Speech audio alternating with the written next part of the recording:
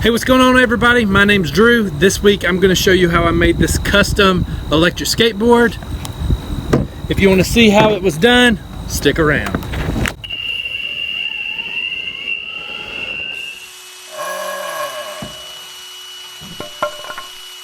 So I got this Veneer from Rocket. Go check them out, links down below. And I'm trying to figure out how I want to lay this out. Obviously it's red and black because everything I have is red and black. All of these, the grain is running lengthwise, so I have to take two of them in the inside, figure out which two that is, cut them into sections, and glue up so the grain is going across to sturdy it up.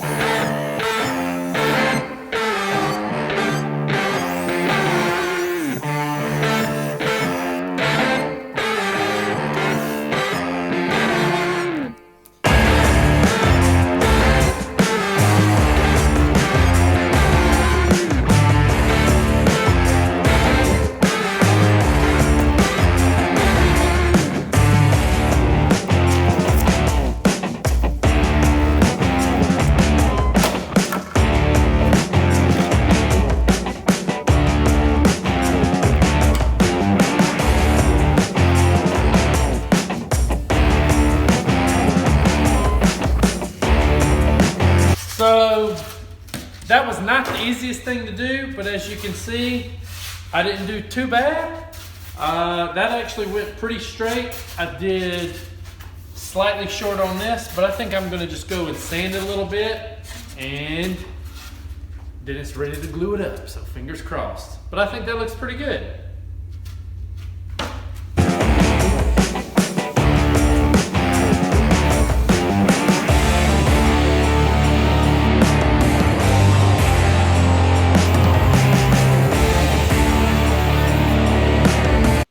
Since this foam is so thin, we are going to cut a piece of MDF down as a backer so that when it's put in the vacuum bag, it doesn't mess it up. So I'm gonna cut that down to size. So I just did a test run. I actually did two test runs. The first one I did, I had the Veneer at the full length, and it had a lot of vinyl creepage sucking into the edge, and it didn't close it. So I cut all this down to just barely bigger than the mold, and that time it did way better.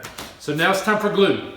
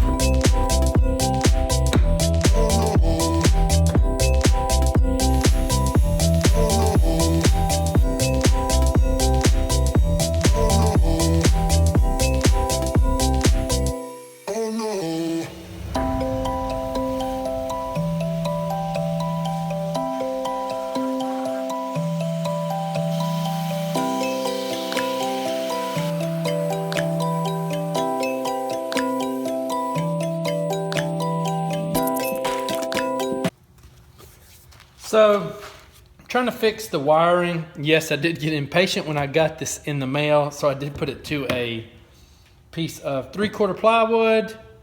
So I kind of had a test run for like a month riding it before actually building this. But the way I had it was it sat here and these wires were just screwed down with little clamps. I didn't like that. I want this as close to the motors as possible. So this actually looks way cleaner. So I did get this electric kit from DIY eBoards. The model is the Power 10S5P dual 83 star 52 belt drive. So actually, as you see, I did put it on this board for like a trial run, like I've already said, for a little while. And I really love it. It works awesome. It's all plug and play, easy to do. So definitely check them out. I will have a link down below for this where you can get one for yourself. They also have all different other ones if you don't want one maybe this expensive and or need one this powerful. But yeah, this is what I'm using because I like it, and it was actually a lot cheaper than buying all the individual parts. So link down below, go check them out if you're interested in this kit.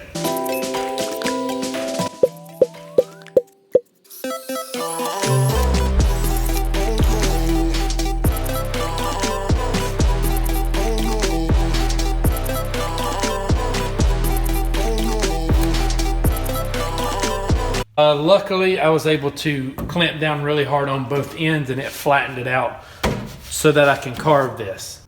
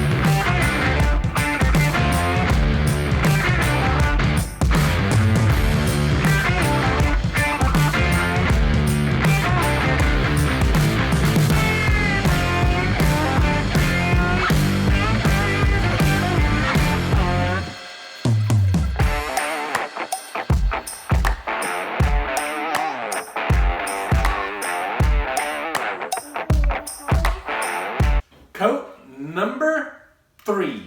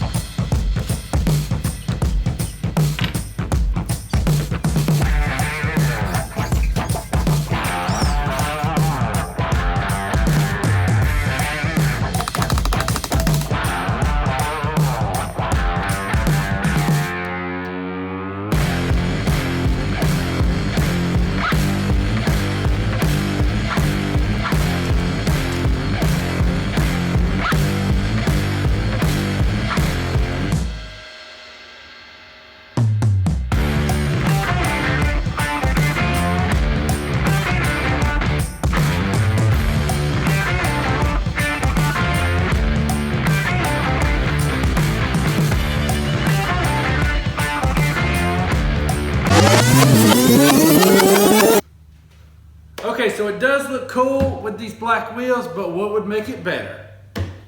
Bigger and red. So let's put these on there and give this a try. Okay, so I got one wheel on, And like any good YouTuber, you do one off camera so you know what you're doing. So this was kind of tricky. It's a little bit of fabricating with a Dremel on the pulley to get it to work. So I will show you on the second one now that I know what I'm doing, but it's on there. So I got one more, and then the front ones are obviously way easier.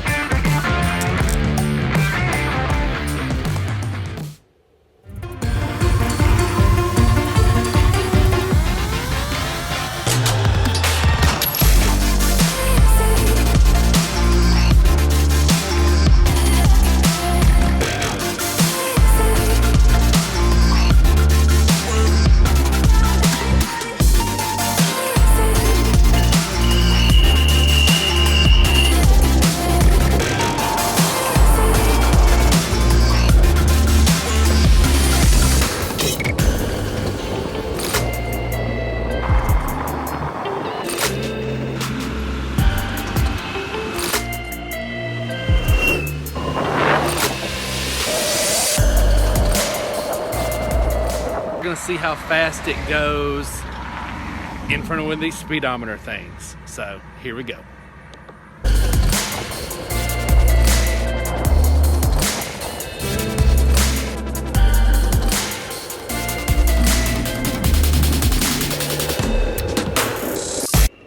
So now that I got these larger wheels on here, let's see, something that the smaller wheels would not do is go over the railroad track. So let's see now if I can go over the railroad track without falling.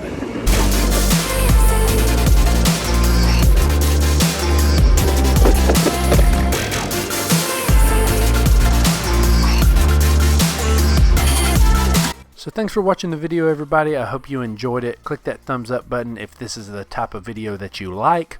Also, think about subscribing and hitting that bell notification so you know the next time I post a video. Again, everything I used in this video will be linked down below. So if you're interested in doing a build like this for yourself, go check that out. And as always, I will see y'all next time, and y'all have a good one.